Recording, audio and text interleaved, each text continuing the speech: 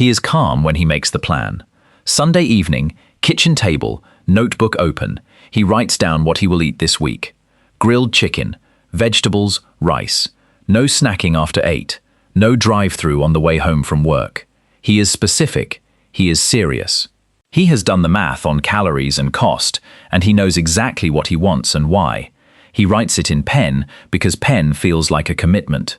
He closes the notebook and puts it on the counter where he will see it every morning. He feels ready. He calls it discipline.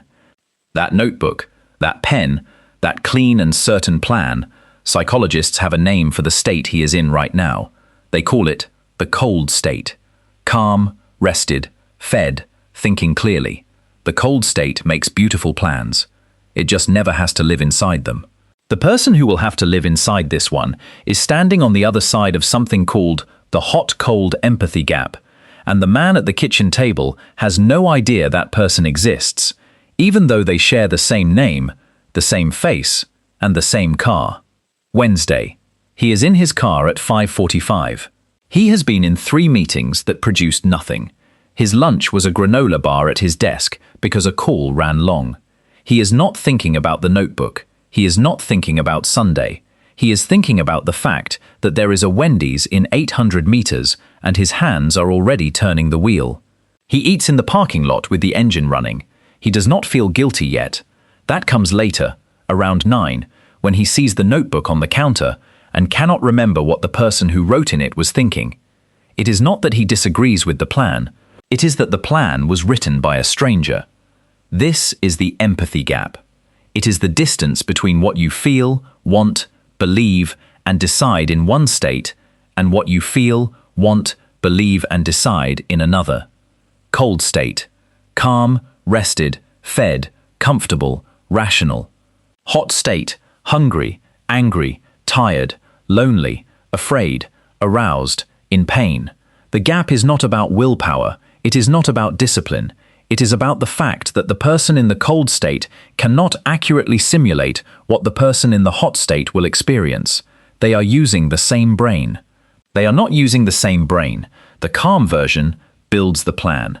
The stressed version lives the plan. They have never met. George Loewenstein at Carnegie Mellon has been studying this gap since the mid-1990s. In 2005, he and Dan Ariely ran a study that made the distance measurable. They asked college-aged men to predict how they would behave in various scenarios involving sexual decision-making. The men answered while calm. Then they answered the same questions while in a state of arousal. The predictions were not slightly different. They were dramatically different. In the cold state, participants said they would always use protection, always respect a partner's boundaries, always make careful choices. In the hot state, the same participants predicted they would behave in ways their cold selves would not have recognized.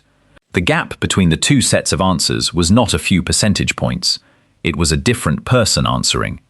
The gap works in both directions, and that is the part most people miss. When you are calm, you cannot imagine how you will act when you are angry.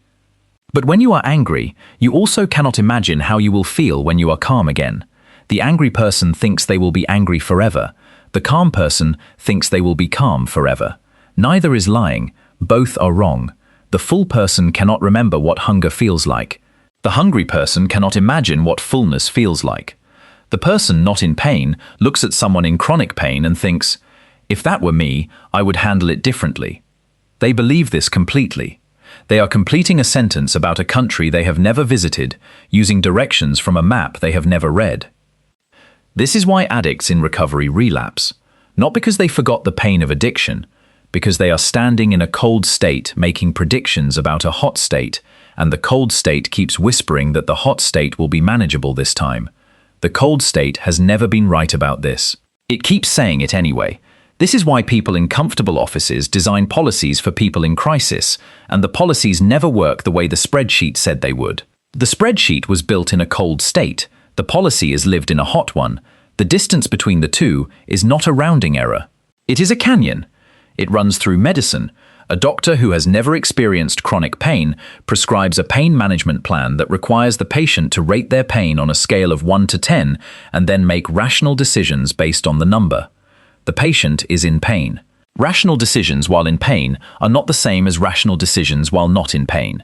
The doctor knows this intellectually, but the doctor is standing on the cold side of the gap, and the patient is standing on the hot side, and the gap is invisible to the person who is not in it. It runs through law. A judge sentencing someone for a crime committed in a moment of rage is sitting in a leather chair in a temperature-controlled room, well-fed, well-rested, processing the event through a cold state. The person who committed the act was in a state the judge has probably experienced but cannot access from where they are sitting right now. Same brain, same species, different planet. It runs through parenting. The version of you that calmly decides you will never yell at your children is real. The version of you that yells at your children at 7:45 on a school morning after 3 hours of sleep and a spilled bowl of cereal is also real. They are both you. They have never met. Loewenstein called it empathy because the gap is not just internal, it sits between people. When you are not in the state another person is in, you do not just fail to predict their behavior, you fail to understand it. You fail to feel what they are feeling. You stand on your side of the gap and you judge them by the standards of your side, and you do not know you are doing it. The manager who has never been broke wonders why the employee is stressed about a 2-day delay on a paycheck. The person who has never been depressed wonders why their friend cannot just get out of bed. The person who has never been truly afraid wonders why the other person froze. They are not cruel, they are not indifferent. They are standing on one side of a canyon and looking across it and thinking the other side is close because they have never walked the distance. You have made a promise while calm that you broke while tired. You did not break it because you are unreliable. You broke it because the person who made the promise did not consult with the person who would have to keep it. Those are two different operating systems running on the same hardware, and they do not share files. The plan you make on Sunday morning with coffee and sunlight is being designed by a version of you that will not be present on Wednesday at 5:45 in a car with low blood sugar and a long day sitting in its chest like a stone. Sunday you is drawing a map. Wednesday you is walking a different landscape.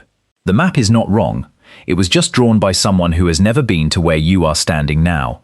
There is a sentence you have probably said about someone else, maybe this week. You said they overreacted. You said you would have handled it differently. You said you did not understand why they made the choice they made. You were standing in a cold state, narrating a hot state you were not inside, and the narration felt accurate because the cold state always feels like the real one. It is not. It is one of two. Neither is more real than the other. The calm version of you is not the true version, and the stressed version is not the broken version. They are two tenants in the same building who leave notes for each other on the kitchen counter and never manage to be home at the same time. The gap does not close with awareness. Knowing the name does not shrink the distance. You will read this and nod and understand it completely, and then tonight, when you are rested and comfortable, you will look at someone who is struggling, and a small voice in your head will say, "I would not have let it get that bad." The voice is confident. The voice is calm. The voice has never been where that person is standing. The bridge between the two sides of you has never been finished.